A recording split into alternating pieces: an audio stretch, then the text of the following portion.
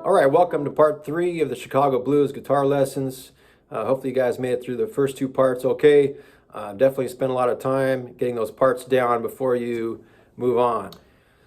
So in this lesson, we're going to be mainly focused on basic chords and some double stop ideas that you can use to kind of transition from one thing to the next, create movement in your playing.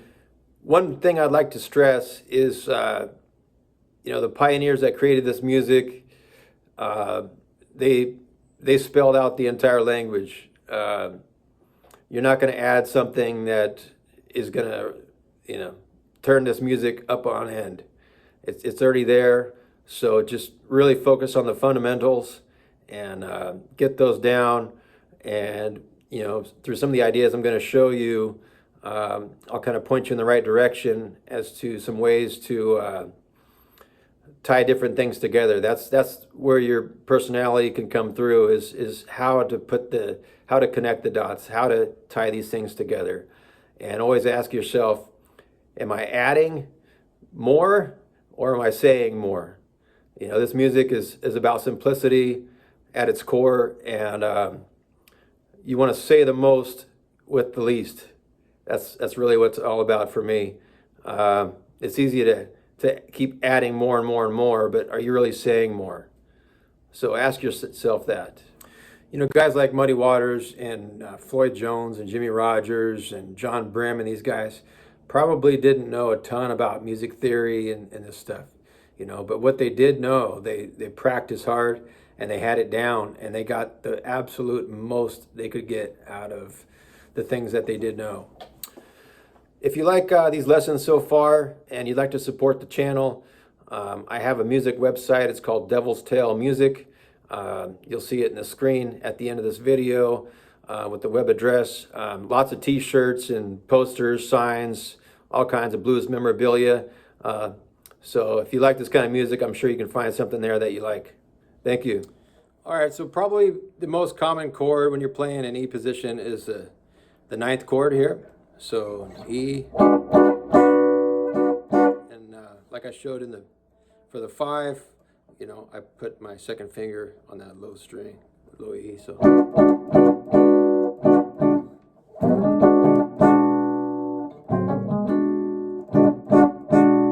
And move that up 2 frets, and you can play like on juke and stuff like that. You can slide that like Robert Jr. would often do.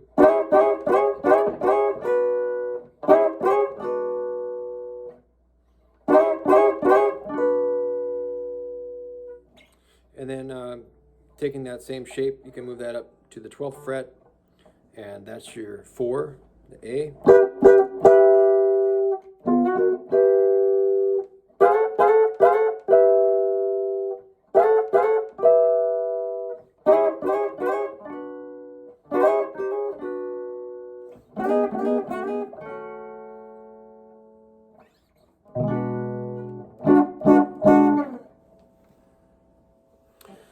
Here's another thing that Robert Jr. would do. You know, you have that 9th chord here. You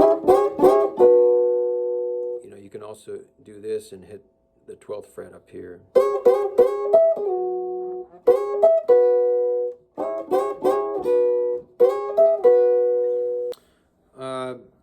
Similar to the 9th, you have this here. I use that one quite a bit. And then you just move, so it's the 7th, 5th, 7th on the top 3 strings. And all you have to do to play over the 4 is to move your second finger back 1.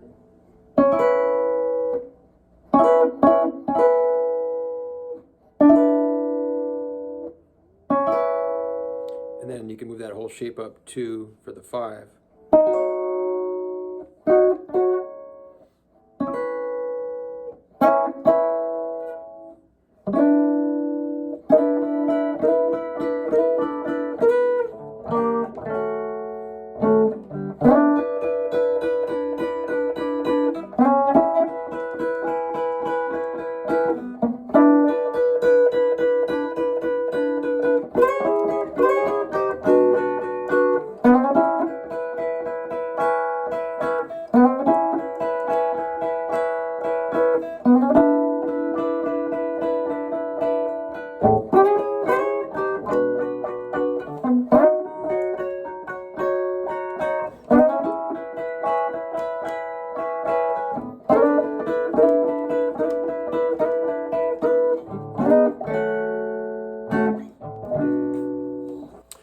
This is a pretty neat one here too. We learned the 7th chord. You can lift your 3rd finger up and play that high open E, and that's a great sound.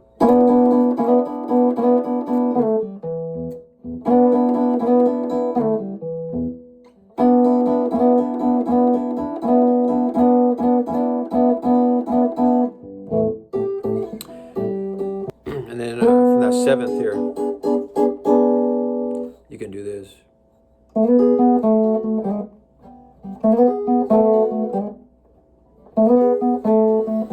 Another chord you can use is this one here. I think it was used in Hideaway. Robert Jr. also used it in Had My Fun. Top 4 strings. 12, 11, 9, 12. You can flatten out that first finger and lift your pinky. You can play that. Your Robert Jr. with like something like this.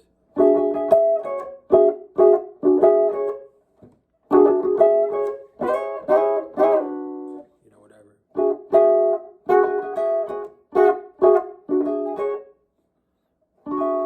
chord. Another cool thing that Robert Jr. used a lot behind Little Walter is just flattening out the chord here to get a nice little rhythm going.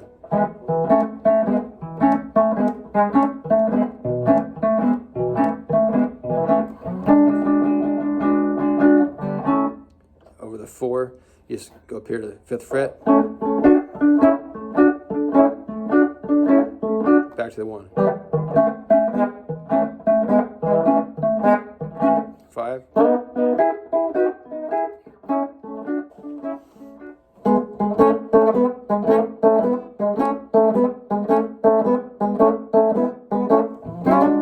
Ninth chord, 4. 1. 5.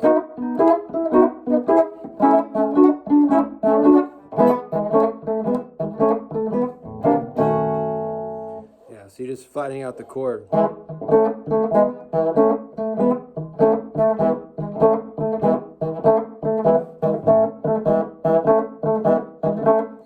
And then up here, the 5th fret for the 4.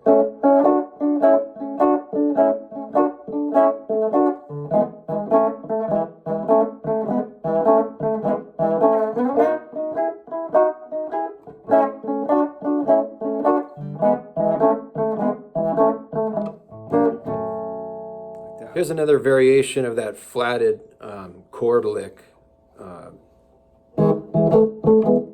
That one. So you can go like this.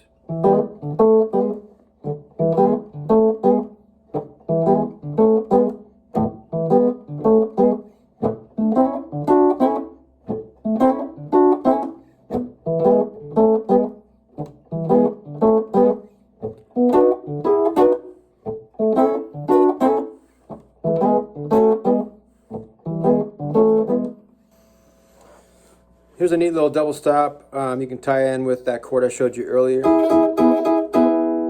Okay, it's just top 2 strings, E and B, 7th and 5th frets. And again, as always, you can still thump on that low E. And you can, sorry, I'm kind of like fumbling around with the strings, so I'm trying to play up high here so you can see both hands together. But you want to try to avoid all those extra noises when you're playing. But for the sake of demonstration, I think it's better this way. So, yeah, you can.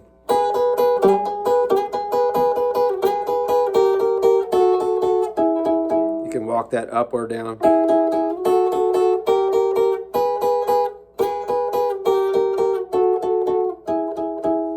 So there's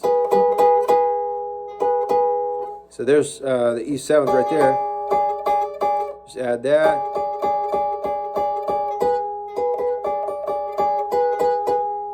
And from there you just walk it down chromatically. And then you go to this pattern for the back.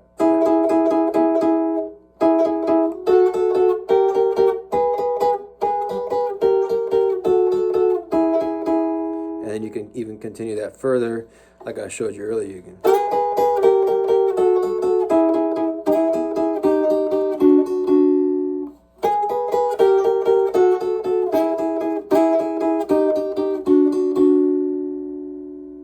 That's just tying both ideas together. So you got the first one, and then the one I showed earlier.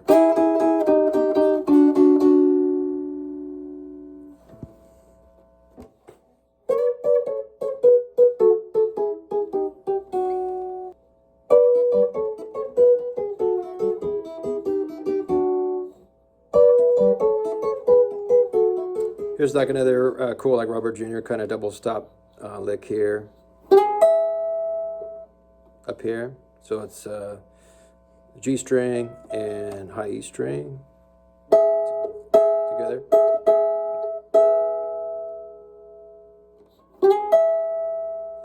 And you can slide that up 2 frets. And this.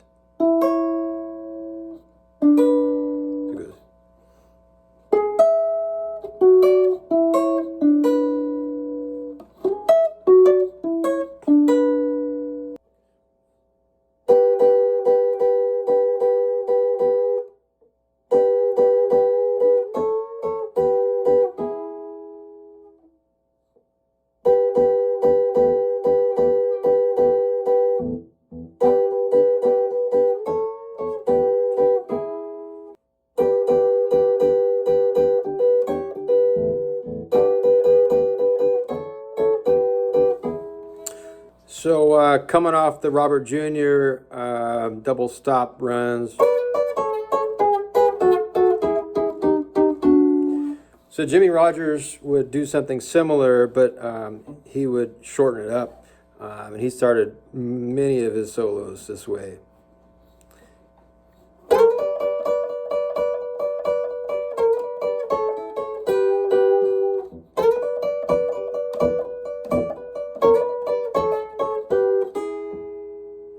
That's all those double stops I showed you earlier, just pieced a little bit differently.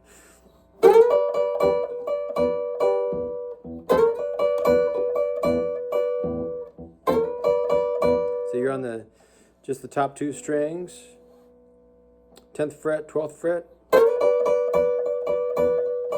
thumping on that low E.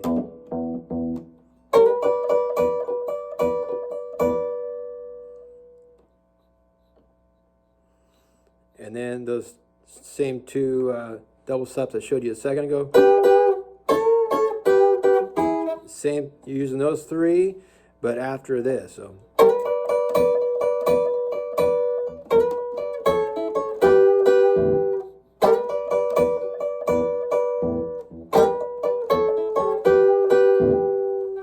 That kind of thing. You hear that a lot in Jimmy and my.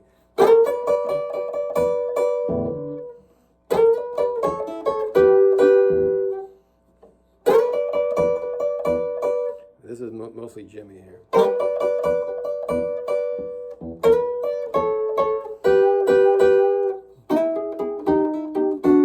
And you can lift that first finger off the high E string and let that ring out, like I showed you earlier with that Robert Jr. lick.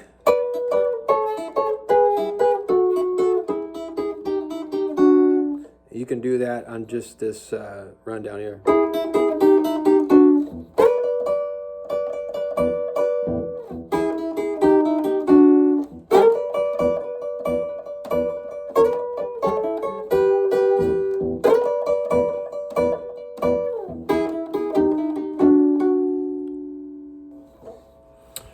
So an easy way that I've found to kind of divide up the fretboard is this chord here, 7th fret, 5th fret, 7th fret on the top three strings, over the 1, playing an E. It's right in the middle of the workable fretboard, essentially, so you have, 6 notes going that way, 6 going this way up to the tonic here on the 12th.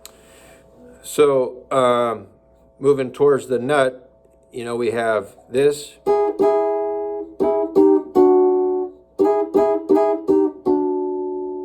Right, we have this.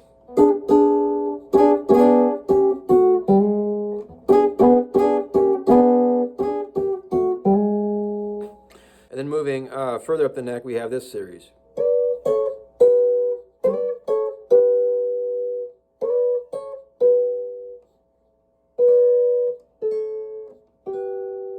We also have this.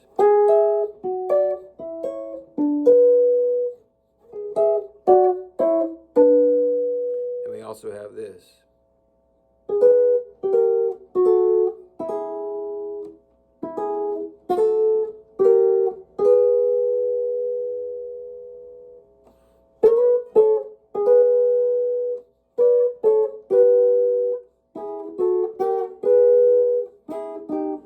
Here's a cool thing that Robert Jr. would often do over the 4.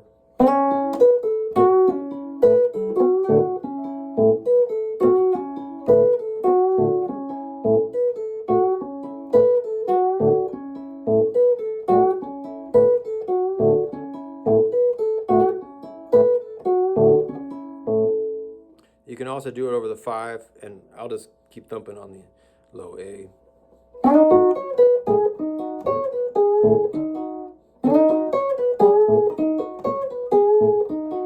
And then together it sounds like this.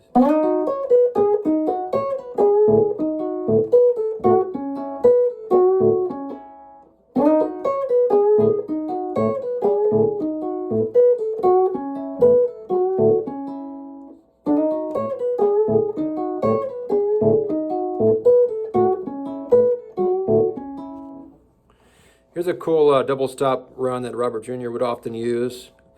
And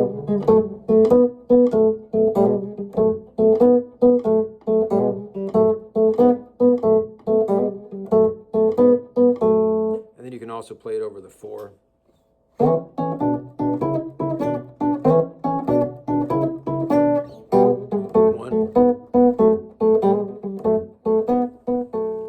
You can combine that into something like this.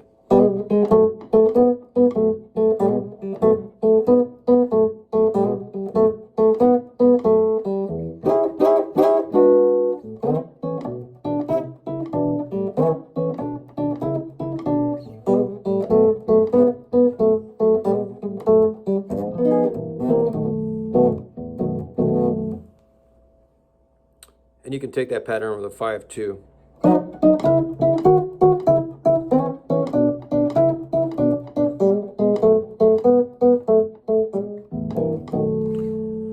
So the whole thing put together sounds like this.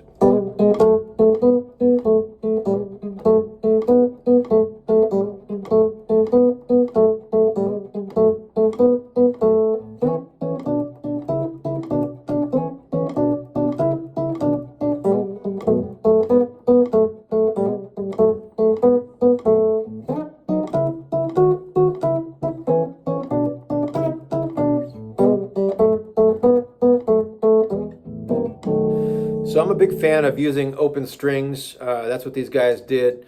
Muddy and all these guys used a capo. So they can play in open strings in E and A position, which I'll teach in an upcoming video. But I'll show you how to use a capo using the E position. So I love these capos, Hamilton, heavy duty. Go with the vintage gear nicely, easy to use. So let's say you're playing an F, you capo at the 1st fret, and still use that reference that I showed you earlier. So, you know, that chord that I showed you in E, you're just moving that up. So now, you know, you're halfway in between octaves. So now all those things that you learned in E, you can play in F.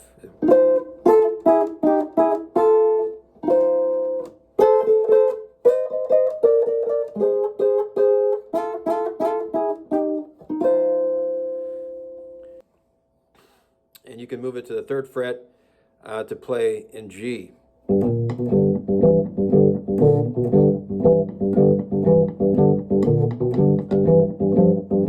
Right? Okay, so your reference to play in G is right here on the 8th fret. So now your G's there.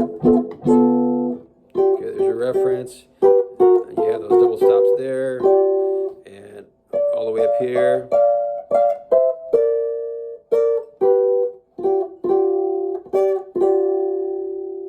And that's pretty much all I use the capo for is F and G. In E position, I'll teach you A position coming up, and then I'll show you how to use a capo in A position to hit some other keys. All right, so I'm going to show you an example of how you can tie some of these ideas together, all the things I've shown you thus far.